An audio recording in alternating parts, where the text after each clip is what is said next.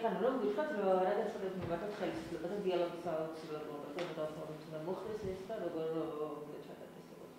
ну საერთოდ განცხადება გავრცელდა სამოქალაქო საზოგადოების წარმომადგენლებმა გავრცელეს რომლებიც ძირითადად მუშაობენ კონფლიქტების საკითხებზე დაემთხვა ბუნებრივია მთავრობის სრულებებს და რაღაც სიახლეებს ჩავთვალეთ რომ არ იქნებოდა უფრო მე არა ვარ ორგანიზატორი ნამდვილად ინიციატორი არიან ჩემი მეგობრები დამიკავშირდნენ ამიტომ მე მათ მოქმედებას ვაფასებ როგორ დადებითად ისე ვცდილობ რომ რატომ ეხლა და როგორ მრავალი უკვე თითქმის წელიწადია მოდის ინფორმაცია აფხაზეთიდან საკმაოდ მათი ძლიერი პოლიტიკოსებისაგან იქ აღესრულა არსებითად პოლიტიკური სპექტრი და ძალიან გამოსწორებული ადამიანები არიან პოლიტიკაში, მათ შორის დე-ფაქტო პრემიერ-მინისტრი ალექსანდრე ანქვაბი, დე-ფაქტო უშუალო საბჭოს მდივანი შამბა, პრეზიდენტი, დე-ფაქტო პრეზიდენტი ბჟანია, პირდაპირ მრავალწლიანი გამოცდილება არა აქვს აფხაზურ პოლიტიკაში, მაგრამ გამოცდილი ფიგურა თვითონ თავისთავად და ამ სამი ადამიანიდან რეგულარულად მოდის ინფორმაცია, რომ საჭირო ორმხრივი ურთიერთობების დალაგება ქართულ მხარესთან და აშკარად ეს არის მიზანმიმართული მოქმედება, იმდენად რომ არა მარტო განცხადებები და ინტერვიუები შემოიფარგლებიან, არამედ მათ მიიღეს თავიანთი საგარეო პოლიტიკის კონცეფცია.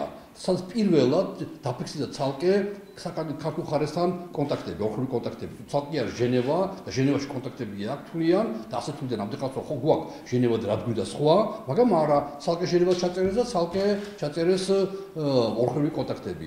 ამ ფონზე ქართული მხრიდან არანაირი ესეთი შემხვედრი წინადადება არ არის გარდა ძალიან ესეთი გაუმჭვირვალე რაღაც უცნაური ფრაზებისა ჩვენ გვაქვს კონტაქტები აფხაზურ საზოგადოებასთან. საზოგადოება ძალიან ეფემერული ფენომენია. საზოგადოება ქმნის თავისთავიდან სახელმწიფოებს, პარტიებს, უამრავ ინსტიტუტებს, რითაც საზოგადოება თავის ინტერესებს იცავს.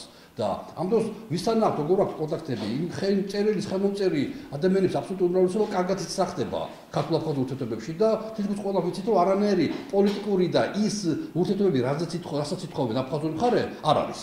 არის შეიძლება ჯანდაცვა კარგად მუშაობს, შეიძლება რაღაც გარკვეული ეკონომიკური ურთიერთობებია ნაბიჯ უკეთესი მომავლისკენ, მაგრამ ეს ყველაფერი არის არაპოლიტიკური ფაქტორი, ეს დამატებითი ფაქტორია. ძალიან მე თვითონ ჩართული ვიყავ ჯანდაცვის პროგრამის გამართვაში და კარგად ვიცი რა არის ეს. ეს არის უბრალოდ პოლიტიკის შემავსებელი. აი ჩვენ ჯანდაცვა და მოდი სხვა რამეზეც ვილაპარაკოთ და ვილაპარაკოთ როგორ მოვაგოროთ კონფლიქტი. მარტო ჯანდაცვით და ეკონომიკით წინველ წამალთ გამოვარო ჩვენ რაღაც საფასურს ვიხდით. რასაც ისინი აფხაზები ასე საფასებენ. რომ ეს არის საფასური, რასაც ქართულებმა დაგვაზიანეს და ხო კეთილინებოდა გადაიხადოთ.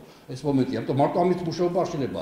პოლიტიკური კომპონენტია შესავსები, სადაც იქნება საუბარი სამშვიდობო პროცესებზე ამ ფონზე და არანაირი პასუხი არ აქვს ქართული მხრიდან. ამიტომ ახალი ხელისუფლების, ნუ ახალი ხელისუფლება ქართულს ხდება დიდი ხანია ხელისუფლებაში, მაგრამ მთავრობის ცვლილების კონტექსტში გამოიკვეთა რომ საჭიროა თან ეს დაიწყო ამას ლაპარაკი უკვე ჯერ კიდევ როცა გახარია გახდა პრემიერ-მინისტრი, რომ საჭირო იყო კონტაქტები, მაგრამ დაემთხვა კარგად უცუდა ზოგადად შიდა კონტექსტში არაფერი კარგი არ ხდება, მაგრამ დაემთხვა რომ მოვიდა ძველი პრემიერ-მინისტრი, იგივე ღარიბაშვილი, რომელიც ამ ფონში გამოცდილი უკვე ჩემი თავმჯდომარემ მეთქვა რომ მან იცის ეს თემა, როგორ გამოიყენებს სხვა საკითხია, მაგრამ იცის ეს თემა, ამ ფონზე მე მგონი რომ კარგად დროული იყო ამ ტიპის განცხადების გაკეთება, რათა ჩვენ ის ხალხი, ვისაც ჩემი აზრით ჭკუა მოგეკითხება და ვიცით რა ხდება კონფლიქტების გარშემო, რომ რაღაცნაირად მოვითხოვოთ ხელისუფლებისაგან, რომ უპასუხონ რეაგირება გააკეთონ აფხაზური მხრიდან წამოსულ წინადადებებზე. ანუ პოლიტიკური ინტერესი არ აქვს ხელისუფლებას თუ რატომ იკავებს თავს პრეზიდენტს შემოხვედრინებაზე. ხო ჩემს მოგახსენეთ მე ვერ ვილაპარაკებ მთელი ჯგუფის სახელით, ჩემი აზრით ქართულში 2016 წელს როცა უკვე ქართულობა დარჩა მარტო და გაუჭირდათ ამ საკითხებზე მუშაობა, იმიტომ რომ პრაქტიკულად თითქოს არ დარჩა ხალხი ქართულობაში მის კონფლიქტებზე მრავალწლიანი და სანდო ურთიერთობები აქვს, დობაზდაფუძნებული ურთიერთობები აქვს, ისინი დაუბრუნდნენ უფრო იოლად გაკაფულ გზას ნაციონალური მოძრაობის ნარადოს დაუბრუნდნენ, რომ ყველაფრის დამნაშავეა მხოლოდ რუსეთი არის ცალსახად და მკაფიოდ წამყვანი ფაქტორი, რა თქმა უნდა, ორიაზე არსებობს, მაგრამ არის ძალიან ბევრი ნარჩენები. და ნარჩენებსაც ვერ დავარქმევდი ამას, რომ ის საკითხები რომ შეიძლება რუსეთის ფაქტორი არ მარტო შეასრულოს, არამედ გარკვეულწილად მართო კიდევაც. ეს არის რა თქმა უნდა კონტაქტები აფხაზურ და ოსურ მხარეებთან, როგორც პოლიტიკურ მხარეებთან, როგორც კონფლიქტის მხარეებთან, როგორც მოლაპარაკების მხარეებთან. მე არ ვიცი ამ შეშინოდა ამ ტერმინების გამოყენება და აი ეს ნაციონალური მოძრაობის ნარატივი არის ის, რომ არანაირი დიალოგი ამ ხალხთან. ეხლა გუშინდელმა ხამემ შენოდა ჩვენა როგორ უჭეს ქართველებთან საუბარი. პირველ შემთხვევა რა 8 მარტის შეთანხმებასაც გავიხსენებდი, როცა თუ შეიძლება შევთანხმდეთ რაღაცაზე ქართველთან რომ აღჭირდება ბილეთის ყიდვა, სადაც წასვლა უცხოელ ქვეყანაში რაღაც სხვა რო ხდებით, ხო აფხაზეთს არა აგერ თბილისია შეკაიკაცო, აგერ შეხვდი, სახლში შეხვდი ერთმანეთთან, თუ პრეზიდენტად შეიძლება შეხვდა, ხო? და ვერ ხვდებით ქართველები ერთმანეთს. არ ელაპარაკებთ, ჭირდება ევროკავშირის პირველი პირის ჩამოსვლა რომ შეხვდეთ. ესე იგი, გვიჭირს ლაპარაკი სხვებთან. განსხვავებულ ასთან. მიხელდა არ აქვს მნიშვნელობა ქართველია თუ აფხაზია თუ ოსია. გუშინდელი მაგალითად არის წინვალი ილუსტრაცია, რამდენად გძიმეთა საქმე აფხაზურ და ოსურ მიმართულებით. ჩვენ მათთან ლაპარაკი გვიჭირს. და ეს არის რა თქმა უნდა მნიშვნელოვანი ფაქტორი. ამიტომ მე მგონი რომ მათ აქვთ ეძებენ ისეთ თემებს, სადაც რთულია ახლა რუსეთს ხო ვერ მოვერებით და პრაქტიკულად რუსეთზე მთელი ყურადღების გადატანა ეს არის რა თქმა უნდა განკუთვნილად თავის მართლება რომ თავის უსუსურობა და არაკომპეტენტობა დამაოს. მაგრამ ეს ამ შემთხვევაში მხოლოდ ჩემი მოსაზრება და არაფერს შემთხვევაში არ მინდა რომ ეს გაგებული იყოს როგორც ხელის მოწერა დაწუნებულიც კი ვარ რომ ბევრი არ დამეთანხმება. ეს ერთი თემაა ხელის მოწერა დოკუმენტზე და მეორე არის ჩემი პოზიციები რა არის.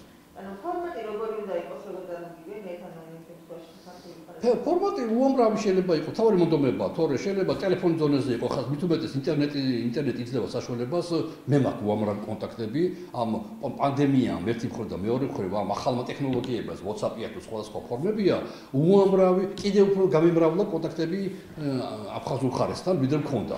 და ამიტომ დაწყებული ამით და დამთავრებული შეიძლება ჩამამა ჩემია თქვა, ჩემი კაფე გამოცდილება, როგორც სამოქალაქო სექტორის გამოცდილება, ისე სახელმწიფო გამოცდილება, პოლიტიკაში ყოფნის, რომ აფხაზები მოდიან თითქმის ყველა ნებისმიერ ფორმატზე სასაუბროდ. და დამშოლოვანია, რომ მათ ხშირად არ აწყობთ, რომ რუსები ჩანდრენ, რუსები იწოდათ ამის შესახებ.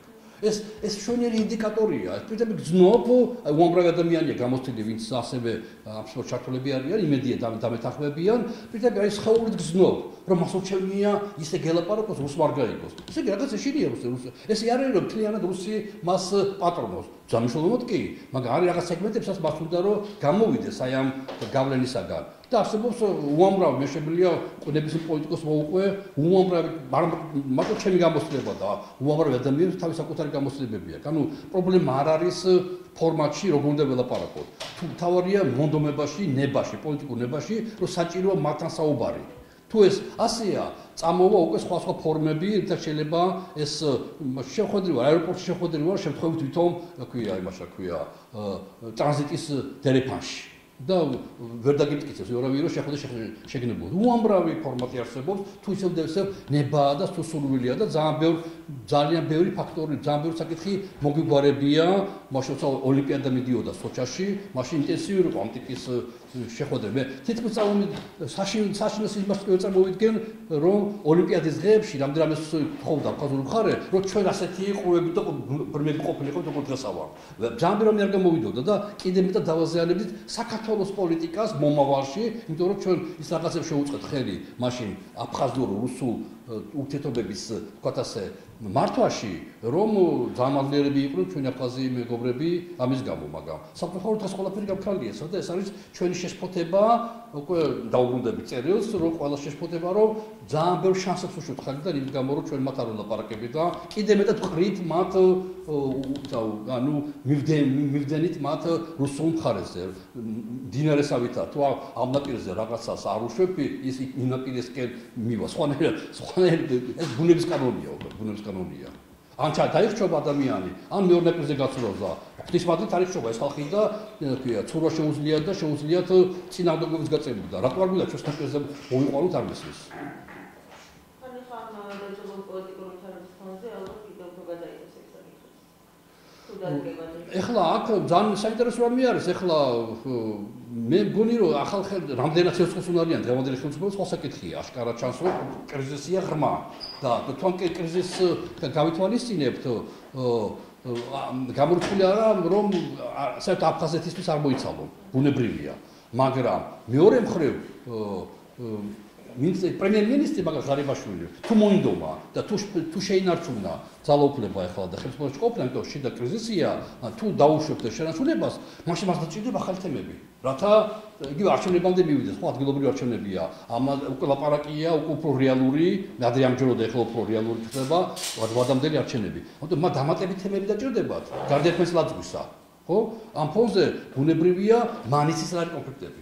ნამდვილად იცის თუ არ გამოიყენებს თავისუფლად სხვა საკითხია, მაგრამ მასთან მუშაობდი და ყველა რამოდენიმე პრემიერ-მინისტრთან მუშაობარია, თავად შემიძლია გითხრათ, რომ ამ ყველაზე უფრო ინტენსიურად მასთან მქონდა მუშაობა. ყველაზე კარგად ესმოდა ივანიშვილს, გულახდათ ვთქვათ, მაგრამ ივანიშვილის გავლენით რაღაცებით ღარიბაშვილმა ეს თემა კარგად მოირგო. ძალიან დამეხმარა პატიმრების გამოყვანაში. 15 პატიმარი გამოიყვანეს თუ 7 და 12 წლამდე მიჟილი ჰქონდათ აფხაზებს, იცი რომ ერთი ადამიანი არ მოუთხოვიათ რეალურად. კი იყო ერთი მსჯელი, მაგრამ პრაქტიკულად ერთი კაცის გადა ყველა მოგვწეს.